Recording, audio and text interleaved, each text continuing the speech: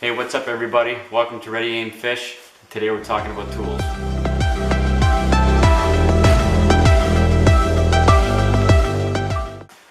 Okay, obviously rods, reels, and baits are important for fishing, but what else is important is tooling and spare parts for your boat. Inside this tool bag, I've got all sorts of stuff that's going to help you stay on the water longer, maybe finish out a day if you're fishing a tournament, or it's going to help you get through a weekend if you're away with the family or whatever. So let's get right to it. So I've got my tool bag laid out across the casting deck of the rear of the boat, and just from left to right, I'm going to kind of go through everything and let you know what it's used for. Basically, I've broken it down into two sections: electrical, which would be this stuff here, and then mechanical will be all the stuff up front. So starting in the back, it's an SOS bag. Basically what's inside is a small first aid kit, but more importantly, in some cases, jumper cables. There's a set of jumper cables in there as well. Because that's all in one package, you can tuck that away in pretty much anywhere. It'll fit into almost any compartment. I also like to carry a spare battery charger with me. Not necessarily on the boat, but at least I have that in the truck. So if I make the trip down, I can actually run an extension cord using my inverter in my truck to charge my starting battery, which is in here, or one of the two trolling motor batteries that are in the front of the boat. Just it helps alleviate that panic in case maybe you tripped a break or the night before or something and your battery's not quite charged all the way. It just lets you get some more charge into that battery before you're on the water for the whole day. Over here we've got a lighter, and that's used for the heat shrink of different diameters that I have here. So if you have to do any repairs on the water regarding wiring, this will help you keep the water out, and it'll also keep those connections nice and tight. Next, I keep a couple of spare nuts for battery posts. Two battery post covers. You can use them obviously for positive or negative. These ones just happen to be both positive red color. The best tape that I found for electrical or mechanical or pretty much anything and everything right now is Gorilla Tape. It's a great product. It's got fairly good glue on the backing, so when you have it wrapped around something, it's going to stay there for sure. Whether it's wet or under extreme heat. Over here I've got regular automotive fuses of different amp ratings. They're going to be used for your trolling motor, other electronics that are on your boat. They might even run obviously your live well bilge pumps and stuff like that. Check your owner's manual for both your engine and your electronics and stuff up front, and it'll let you know what fuses you need and where they're located. I'll cover that in a later video too. So my boat happens to use glass fuses for my bilge pump and live wells and stuff like that. So I keep two of each type in one sealed container. So I've got them all together right there. A set of wire strippers. It's pretty self-explanatory. I keep a test light on board that allows me to test and see if there's power at certain locations.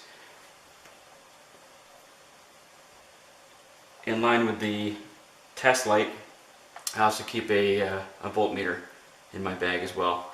Now, whether you're working on your own boat or somebody else's, this could help you alleviate a lot of questions when it comes to voltage, like whether you've set up your trolling motor batteries right in 24 or 36, whether you have any voltage at all in certain spots behind your dash, troubleshooting your motor, or anything else you want to do. Zip ties can be used for pretty much anything. Everything from hose repair to using them for cable, basically making cables nice and neat and tidy. More of a housekeeping thing really. Last part of electrical, keep sorted butt connectors. This is not all of the ones I carry. They're used to make new powered connections. So whether you're repairing battery posts or you need to connect two pieces of wire together. Moving on to the mechanical section of the tools. Obviously it's a prop wrench to keep this in the main battery compartment back here. They come in all shapes and sizes. You can buy some that float, some that don't. I've never tried. I don't think this one floats, but it's not metal. It's made out of a plastic or a resin material. But I've used it several times. It seems to be holding up pretty well. You want to keep in mind when you're using this over the course of a season, if that starts to get worn out inside here, it's not going to grip your prop nut as well as it used to. So if it starts to slip, just replace it. For the price they are and for the problems you could have if you can't get your prop off, it's worth it every time. Flashlight, pretty self-explanatory. It's good in the dark, and obviously looking around dark compartments, especially when it comes to trolling motor batteries where they're tucked into tight spaces. Sometimes you can't always see. Needle nose vice grips, small adjustable wrench, pair of I guess lineman's pliers, electrical pliers. But you'd rather carry a wrench size for your particular battery post. This wrench here, I carry a 3/8 because there's other fittings and other bits and pieces on my boat that take that 3/8 size. It's a good thing to carry just the sizes you need. You don't need to have a whole assortment of tools. If you need to carry more, just leave them in your vehicle.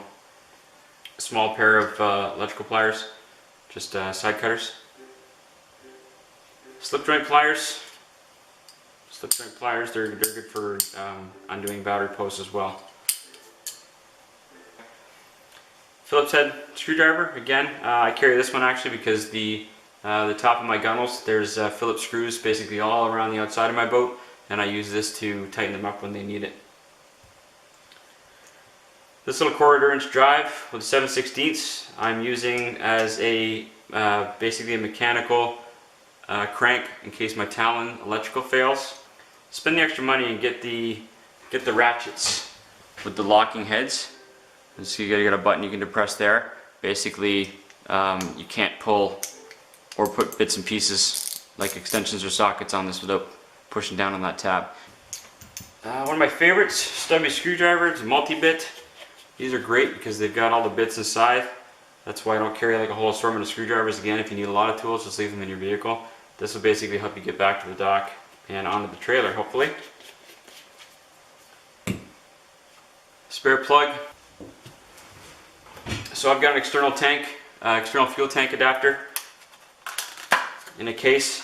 That way if you have a fuel problem in your main tank, something goes wrong, you can quickly adapt.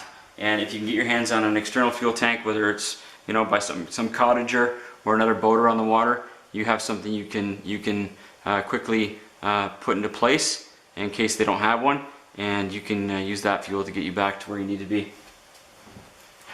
Last thing in my tool bag, I keep a set of gear ties. I love these items. I wouldn't buy the cheaper version. I've used the cheaper version. Spend the $5 or $6 and get a couple of those in different sizes. I use mine to wrap my trolling motor cables up around the shaft of my trolling motor so they're not bouncing all over the place or rubbing all over the place. They're great for tying rods together, whatever else you need to do to move stuff around, or even just turn into a hanger and hang stuff up. They're a great little item. And lastly, a bag for all the stuff to go into. Now this one's canvas. You can get different ones with different materials. Obviously, it's not really waterproof, but in the right compartment, it's water resistant, and it'll definitely keep all your tools dry, and more importantly, keep them all together. But it'll fit all this stuff here you see, minus the booster cables, the charger, and obviously the prop wrench. Everything else goes right into this bag, tucked away in one spot in case you or somebody else needs it.